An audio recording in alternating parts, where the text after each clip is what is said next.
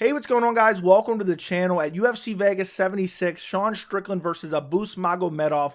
We saw some horrible performances and some terrible losses by certain fighters, and I am going to give my opinion on who should be cut from the UFC after their terrible performance at UFC Vegas 76.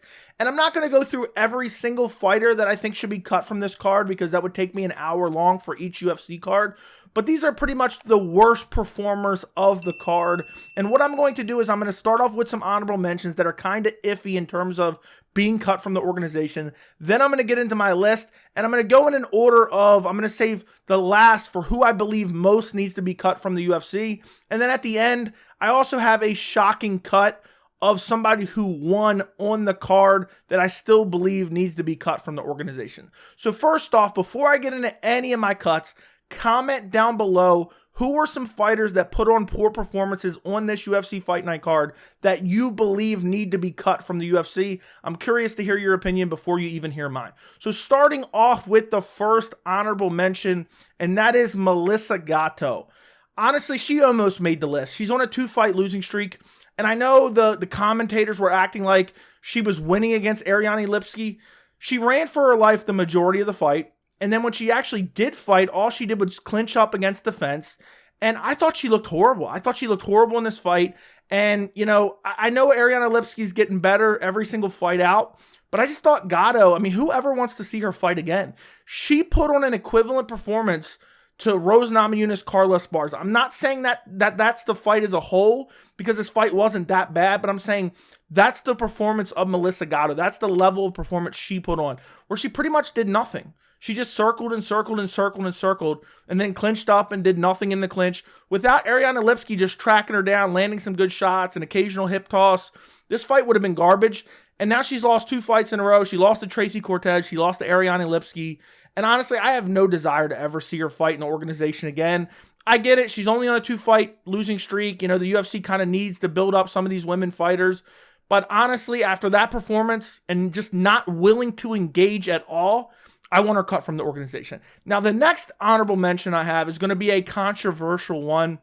And I think a lot of people are going to say, what are you talking about down in the comments? But I'm going to explain myself. The next honorable mention is Abus Magomedov. He was in the main event, fighting for a top 10 spot in the middleweight division and potentially even fighting for a middleweight title shot because the middleweight division needs fresh blood for Israel Adesanya. And this guy came out, looked incredible in the first round, but then gassed out after 1 round of a 5-round fight. How is that even possible? How is that UFC level? I know he's been inactive over the last few years, but you get a shot of a lifetime against a top 10 opponent. You're getting fast-tracked to a title shot, and you come out with 1 round of cardio. And I know some people kind of been writing it off. Well, he threw everything he had in the first round. The output that Abus Magomedov had in the first round was not indicative of gassing out in the second round. It's not like he went for the finish. It's not like he threw 100 million strikes in the first round. He threw some good power. He was throwing a lot of power, but it wasn't something that, oh, this an elite level fighter should gas out in the first round from. I mean, this was an abomination. The fact that he came out and had no cardio 6 minutes into the fight. And what's crazy is 30 seconds into the fight, he got a 3-minute break. So this is unacceptable. This is inexcusable. And I said in my post-fight, which I'll link down in the comments or down in the description if you want to go check out after this, he better have a good excuse. He have better been injured, ready to pull out, but didn't want to miss this opportunity. There better be a good excuse for this level of cardio, because I know the UFC barrier of entry has lowered. And I know a lot of people were saying Abus Magomedov didn't even deserve this opportunity. But he showed he has skills to compete with the upper level of the middleweight division outside of his stamina. You can get by on not the greatest striking because you're an elite wrestler. You can get by on not the greatest wrestling because you're an elite striker. But you cannot get by in any capacity with 0 cardio. It is just not possible. Somebody said this to me, I think in the comments or in a live chat or something. Abus Magomedov would have lost to Juliana Pena if she could survive the first round. That is insanity to me, that his cardio is that bad. So I understand it's only his first loss in the UFC. I understand it's only his second fight in the UFC. But to have that level of cardio is unacceptable and inexcusable. And I know he's probably not going to get cut from the organization, but with that level of cardio, I don't think I ever want to see him fight again unless he has a really good excuse and unless he improves on it massively in his next fight. Moving on to my actual list, starting off with Yana Santos. Yana Santos, it's time to part ways with her. She's 33 years old. She's on a 3-fight losing streak now. She fought Karol Rosa at UFC Vegas 76, and she just looked horrible. And I know this fight wasn't really good per se in any direction. You know, it wasn't good for Karol Rosa. It wasn't a good performance by her. It wasn't a good performance by Yana Santos. But this was a horrible, horrible, horrible fight. Yana Santos just kind of pulled the Melissa Gatto. She just circled and circled and circled, unwilling to engage. And then when she did engage, she would just kind of clinch up and really do nothing. You know, it's like she didn't want to be in there. She didn't want to fight. And I know these fighters, this is what they do for a living. They're going out there to get a paycheck. But this type of performance is just unacceptable. And then you compound that with the fact she's 33 years old, on a 3-fight losing streak. She lost to Holly Holm in her last fight, got absolutely dominated by Holly Holm, and got out-grappled by Holly Holm. Holly Holm's primarily a kickboxer. Then the fight before that, she got destroyed by Irene Aldana, got finished via ground and pound in the first round.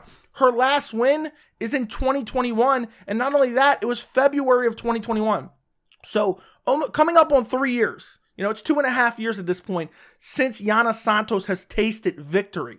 And, you know, just her skill set looks horrible. And I know the UFC desperately needs women bantamweight fighters. They're trying to rebuild the division. They're trying to fill the void. Amanda Nunes, you know, relinquishes her belt.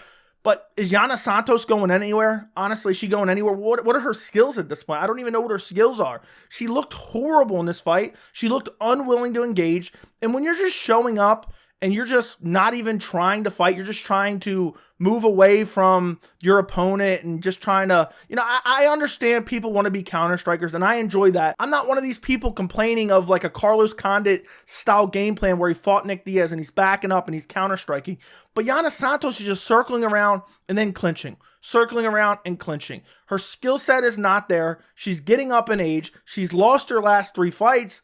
What's the point? What are we doing anymore? Let's sign some new talent. Find some new talent. Cut her from the organization. Time to go fight somewhere else or find a new career path or get into training or something along those lines. Coaching, whatever it may be. But Yana Santos has no future in the women's bantamweight division. And the women's bantamweight division has been so stagnant for so many years because the UFC is just like, okay, well, we have these fighters. We'll just use them to fill certain spots. We'll just give certain girls title shots because we have nobody else. The UFC needs to start cutting some of these low-level fighters and finding fresh talent that is willing to actually engage and grow their skill set. Not a 33-year-old who's on a 3-fight losing streak who hasn't won a fight in 2.5 years. So I hope Yana Santos gets cut from the organization based on her performance, because I know a lot of people are going to say, how dare you wish these fighters out of a job? If it was up to me, I wish all these fighters were getting paid more, and I don't wish any of them out of a job. This video is based on a barrier of entry in the UFC, and the barrier of the entry into the UFC has lowered significantly over the past 5-6 years, and that's why I'm making these videos. Moving on to my next cut, and that is Blagoy Ivanov. It's time for him to hang him up. It's time for him to retire. He's 36 years old, but he fights as if he's probably 86 years old. The way he moves, he's just so slow. You know, the stamina isn't there. And, you know, when you're getting outworked by Alexander Romanov, a 265-pound Alexander Romanov, it's probably time to hang it up. And this has always been kind of a journeyman heavyweight, and it's hard for me to even imagine that Alexander Romanov was ranked in the top 15. That's how bad the heavyweight division is. But Blagoy Ivanov, he looked terrible in this fight. And Alexander Romanov, honestly, you could throw him on the list too. He looked terrible too. I mean, and Blagoy really had nothing to offer. Really nothing on the feet. He stuffed a couple takedowns, but even got taken down in the second and third round and got, you know, ate a bit of ground and pound in both those rounds as well. And it's just like, what are we doing here? What are we doing here? The heavyweight division, I know the UFC didn't want to re-sign Francis Ngannou for whatever reason, or they did want to re-sign him, but they weren't willing to meet any of his demands and willing to kind of go that extra mile to re-sign him. Meanwhile, we're watching guys like Blagoy Ivanov versus Alexander Romanov. I knew this fight was going to be horrible. It was the first fight on the card, and both guys were tired. Blagoy Ivanov, at this point, I feel like give me 1 week of training, I'm beating Blagoy Ivanov, okay? I have way better cardio than Blagoy Ivanov, okay? That's how bad he looked in this fight. If you are a professional fighter, you train supposedly I would assume at least like 50, 60 hours a week to perform, to fight another grown man. You know, I understand everyone's not born with the best skills, and some people have to work harder for certain things. But Blagoy's been around for a while. I respect what he's done. I even think he's got robbed in a couple fights. I thought he beat Derek Lewis back at UFC 244. But at the end of the day, the skill set is not there. He's slowing down even more. And even when he entered the UFC years ago, he wasn't particularly good. So he's lost 2 fights in a row. He lost to Alexander Romanov. He lost to Marcin Tybura. He has a win over Marcos Rogerio de Lima. Lost to Augusto Sakai. Lost to Derek Lewis. So he's lost 4 out of his last 5. He's slowing down significantly. He already had a poor skill set. I think it's time for the UFC to part ways for Blagoy Ivanov. He's a guy who could benefit from going to another organization that doesn't test for PEDs, and he needs to get on that TJ Dillashaw regimen. I think that's what he needs to do because he's still 36 years old, and honestly, heavyweights can fight until they're 45 years old. It's not the same as some of the lower weight classes. So Blagoy could have a future career in another organization that doesn't test for PEDs, but I think it's time for the UFC to part ways with him. Moving on to my next cut, and I think a lot of people might see this one coming, but the UFC needs to cut Kevin Lee. Kevin Lee fought Rinat Fakhretdinov and got absolutely destroyed. I don't even think he landed a strike. If he did, it was like 1 or 2 like baby jabs. He got lit up with the right hand, dropped badly, shot it on a takedown, got guillotined and choked unconscious. And I know people are going to say, oh, well, Rinat Fakhretdinov is the future. Rinat Fakhretdinov is a contender. He's maybe a future champion or at least a title contender. Yeah, maybe so. Maybe so. Rinat has looked incredible. But guess what? The fight before this, he fought Diego Sanchez in Eagle FC and literally looked atrocious. Diego Sanchez is a dead body, and Kevin Lee made it close with him. And I understand Kevin Lee's only 30 years old, and a lot of people were getting hyped up for Kevin Lee, and they couldn't believe that he was cut from the organization after losing to Daniel Rodriguez. But I didn't care one bit. You can go back and watch my reaction on this channel. I believe I made a video. If not, I was live streaming right after Kevin Lee was initially cut. People were outraged. How could they cut Kevin Lee? He's young. He's still talented. He has all the talent in the world. He's only 29 or 28 years old at the time he was cut initially.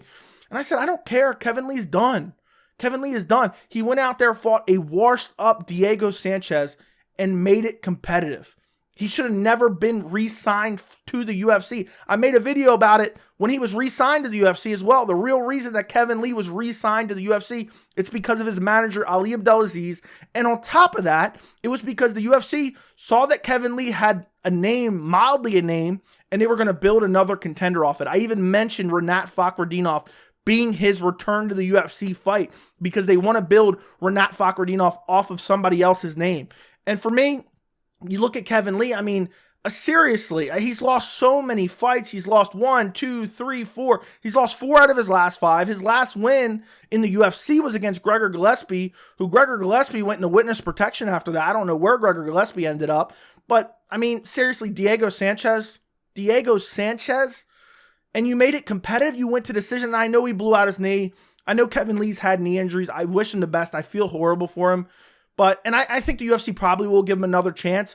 But to come in and get absolutely smoked like that by Rinat Fakhretdinov in the striking, basically, and I know technically he got submitted, which would be considered grappling, but the reason he lost is because he got outstruck. He got absolutely destroyed on the feet. Rinat Fakhretdinov blew through him in 55 seconds. So Kevin Lee's coming in fighting an unranked guy at welterweight. I mean, seriously, who are you going to match him up with next? And I know a lot of people are going to say maybe Kevin Lee should go down to 155, and I think he probably should. I think he's not going to have a lot of success at 170 just because the nature of 170. But at the same time, I look at 155. I don't see Kevin Lee having a lot of success at 155 either. I mean, 155 is full of absolute savages. I mean, seriously, you think Kevin Lee's going to... I think Kevin Lee loses to a lot of unranked contenders at 155. So the future is very bleak for Kevin Lee, and I think he should be cut from the organization. Now, as far as who do I believe will actually be cut, I don't think Melissa Gatto is going to be cut, but it's possible. I don't think Abus Magomedov is going to be cut, but you know, you never know. But I would say he's not going to be cut. Yana Santos, I believe, will be cut from the organization. Blagoy Ivanov will most likely be cut from the organization. Kevin Lee, they'll probably give one more opportunity to, I would say, just because they re-signed him. You know, he fought an up-and-coming contender, an absolute savage like Renat Fakhretdinov. They'll probably give him one more shot after that because of his manager, Ali Abdelaziz, and his kind of sketchy ties to UFC management. But outside of that, I mean, if Kevin Lee loses another fight, he needs to be cut from the organization. But I think definitely Yana Santos gets cut from the organization and Blagoy Ivanov gets cut from the organization. Now, on to my last cut. And this one's a bit weird because I kind of mean it, but I kind of don't mean it. But it's also a shocking cut. My next cut is Grant Dawson. And I know people are like, what? How could you possibly say Grant Dawson? Let me say this before I even get into my reasoning. Grant Dawson had an unbelievable performance against Abus Magomedov. Went out there, absolutely dominated him. And I know people are saying Demir's a fraud and this and that. Demir's a very good fighter. Grant Dawson went out there and absolutely dominated him. Grant Dawson, in my opinion, his stock is elevated so much, I may even pick him to beat someone like Arman Tsarukyan. That's how high I am on Grant Dawson after this performance against Abus Magomedov. And I know people are probably thinking, well, if you're going to say all that, why would you cut him from the organization? This man really got on the mic 2 fights in a row and called out Tony Ferguson. I could not believe it. He said, oh, if it's a name like Tony Ferguson, I want Tony Ferguson. He called him out last fight too. Tony Ferguson, even in his prime, his biggest deficiency was his takedown defense. Grant Dawson right now, and I know people aren't going to like this because they're very high on Tony Ferguson. Grant Dawson right now in his prime would absolutely destroy Tony Ferguson even in his prime. I'm talking Tony Ferguson from 2016, 2017. Grant Dawson would murk him badly. Now you take onto the fact that Tony Ferguson is a dead body. He got his head punted off by Michael Chandler. Then he lost to Nate Diaz, and granted, it was short notice, and I think people were counting out Tony Ferguson a little bit too much because of the way he looked in that fight, and it was on short notice.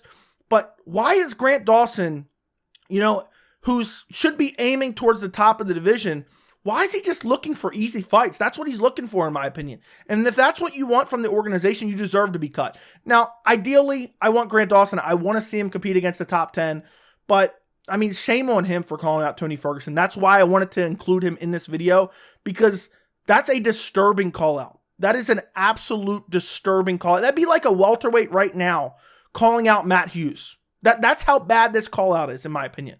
That's how bad it is. So Grant Dawson, last on the list. Obviously, it's not going to happen. Obviously, I only half mean it. But to make that type of call out, does he not have friends? Does he not have coaches? Somebody needs to tell him to learn how to read a room. Do not call out Tony Ferguson, who's been losing nonstop, who's looked like garbage. That does nothing for your name value. That does nothing for your resume. It means absolutely nothing. So somebody needs to have a talk with him. Hopefully, Grant Dawson sees this video. Grant, stop calling out Tony Ferguson, please. Please. Otherwise, you need to be cut from the organization. Let me know what you guys think down in the comments. Don't forget to like the video. Am I crazy about Grant Dawson, or do you agree about the Tony Ferguson call out is atrocious? Let me know down in the comments. Don't forget to like the video. Don't forget to subscribe. And thank you so much for watching.